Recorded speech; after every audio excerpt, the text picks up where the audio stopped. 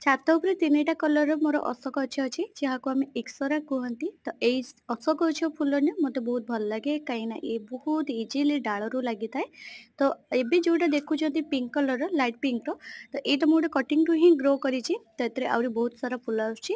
ତ ଏକୁ ମୁଁ ନ୍ୟୁଟ୍ରିସନ ବାଲାନ୍ସ ପାଇଁ ମୁଁ ଏଥିରେ ଚାଉଳ ଧୁଆ ପାଣିର ବ୍ୟବହାର କରେ। ତ ଏଇଟା ପ୍ରାୟତଃ ସବୁ ଗୃହିଣୀମାନେ ଜାଣିଥିବେ ଯେ ଚାଉଳ ଧୁଆ ପାଣିରେ ନାଇଟ୍ରୋଜେନ, ଫସଫରସ୍ ଆଉ ପୋଟାସିୟମର ମାତ୍ରା ଅଛି। ଚାଉଳ ଧୁଆ ପାଣିରେ ଗୋଟେ ପ୍ରମୋଟର ଟାଇପର କିଛି ପୋଟାସିୟମର ମାତ୍ରା ଥାଏ, ଯୋଉଟାକି ଆମର ଗଛ ବଢ଼ିବାରେ ହେଲ୍ପ କରେ।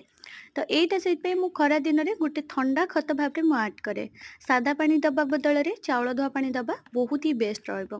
ତ ସେଥିପାଇଁ ଅଶୋକ ଗଛରେ ଆପଣ ଚାଉଳ ଧୁଆ ପାଣି କିଛି ନେବେ, ତା ଦେହରେ କିଛି ଅଧା ପାଖାପାଖି ପାଣି, ନର୍ମାଲ ପାଣି, ସାଦା ପାଣି ମିଶେଇବେ। ତ ସାଦା ପାଣି ମିଶାଇଲା ପରେ ତାକୁ ଗୋଟେ ବଢ଼ିଆ ଫର୍ଟିଲାଇଜର ସେଟା ବନିକି ରେଡି ହେଇଯିବ, ଫ୍ରି ଫର୍ଟିଲାଇଜର। ତ ସେଇ ତରଳ ଖତକୁ ଆପଣଙ୍କର ଅଶୋକ ଗଛରେ ଆପଣ ଦେଇକି ବହୁତ ସାରା ଫୁଲ ବି ମଧ୍ୟ ଆପଣ ପାଇବେ। ଆଉ ଗଛ ବି ମଧ୍ୟ ବହୁତ ଥଣ୍ଡା ରହିବ, ଚେରର ଗ୍ରୋଥ ଆସିବ। ଚେର ବି ମଧ୍ୟ ବହୁତ ଥଣ୍ଡା ରହିବା ସହିତ ଅକ୍ସିଜେନର ଲେଭେଲ ବି ମଧ୍ୟ ବହୁତ ହାଇ ରହିବ। ତ ଏଇଟା ନିଶ୍ଚିତ କରନ୍ତୁ। ମୋର କଲର ଉପରେ ଆପଣମାନଙ୍କୁ ମୁଁ ଯୋଉ 3ଟା କହୁଥିଲି ଦେଖେଇ ଦଉଛି। ତ ଗୋଟେ ଅଛି ହଳଦିଆ, ଗୋଟେ ଅଛି ଧଳା, ଧଳାଟାକୁ ମଝିରେ ରଖିଛି। ଆଉ ଗୋଟେ ହଉଛି ଅଛି ଯୋଉଟାକି ଲାଇଟ୍ ପିଙ୍କର।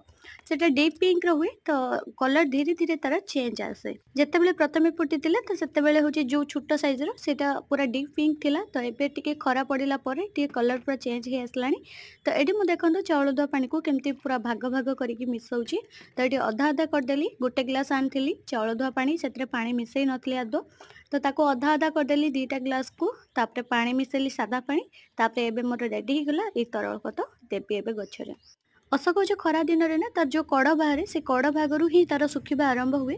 ଯଦି ଆପଣ ବାରମ୍ବାର ତରଳ ଖତ ଦେବେ, ଏଇ ଯୋଉ ଥଣ୍ଡା ଖତ, ଦେଖିବେ ଆପଣଙ୍କ ଗଛ ବି ହେଲ୍ଦି ରହିବ।